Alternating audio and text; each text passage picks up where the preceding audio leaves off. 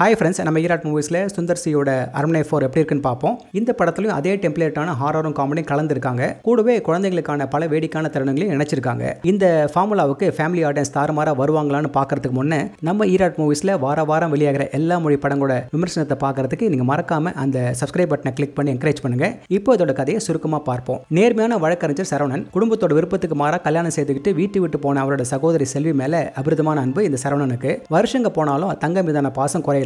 இப்போ செல்வியும் அவரோட கணவரும் காட்டுக்குள்ள இருக்க கிராமத்துல ஒரு பெரிய அரண்மனை போல இருக்கிற ஒரு வீட்டுல அவங்களோட 2 குழந்தைங்களோட சந்தோஷமா இருக்காங்க. ஒரு நாள் வெளியில ஜாகிங் போயிட்டு வந்த அவ கணவன் திடீர்னு குழந்தைங்களை கொல்ல முயற்சிக்கும் போது செல்வி தடுக்க எப்படியோ குழந்தைங்க தப்பிச்சிட்டாங்க. இந்த சூழ்நிலையில ஒரு நாள் சரவணனை தேடி போலீஸ்காரர் வராரு. அவருடைய மைத்துல நெஞ்சு வலியால இறந்துட்டாருன்னு அந்த செய்தியை தாங்க முடியாம அவரோட சகோதரி செல்வியும் தற்கொலை செய்துக்கிட்டாங்கன்னு தெரிவிக்கிறாரு.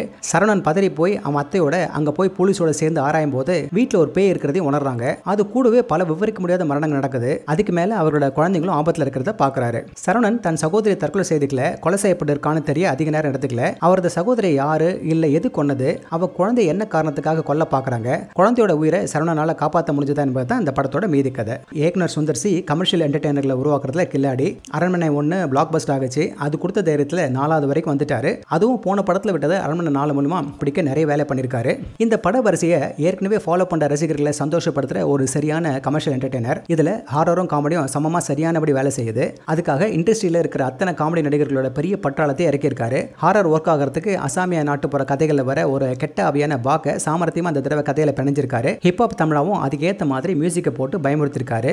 ஆனாலும் அந்த தாலாட்டு பாடல் திரும்ப கேட்க வைக்குது. இந்த அசாமிய பேய் பத்தியும் அதோட செயல்பாட்டு முறையை பத்தியும் ஏற்கனவே இருக்கிற விஷயங்களை கொடுத்திருந்தாலும் சில கேள்விகளுக்கு பதில் கொடுக்க போதுமான கவனம் எடுத்துக்கல. இதை தவிர சிலது நாமளே நியாயப்படுத்த பார்த்தாலும் முடியல. ஆனா உண்மையா இந்த பாக் பேயோட இன்ட்ரோ சுவாரஸ்யமாகவும் புதிராகவும் இருந்தது. அடுத்தடுத்து நடக்கிற சம்பவங்களை சுத்தி இருக்கிற மர்மமும் அன்னைக்கு என்ன நடந்திருக்குன்றத பத்தி ஆர்வத்தை தூண்டும். அதை ஒரு சாதாரணமான பிளாஷ்பேக்ல பார்க்கும்போது நம்ம எதிர்பார்ப்பை நொந்துக்க வேண்டியதுதான். நாட்டுப்புற கதைப்படி இயற்கைக்கு அப்பாற்பட்ட ஒன்று தண்ணியில இருக்கு. அது ஒருத்தர் மேல ஏறி அவங்கள கொன்னு அவங்க அடையாளத்தை எடுத்துக்கிட்டு அவர்களோட குடும்பங்கள்லயே வாழறது தான் பாக் பேய்.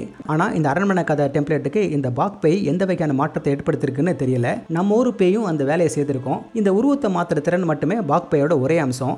அதுக்காக பாக் பேயை இங்க கொண்டு வந்திருக்க தேவையில்லை.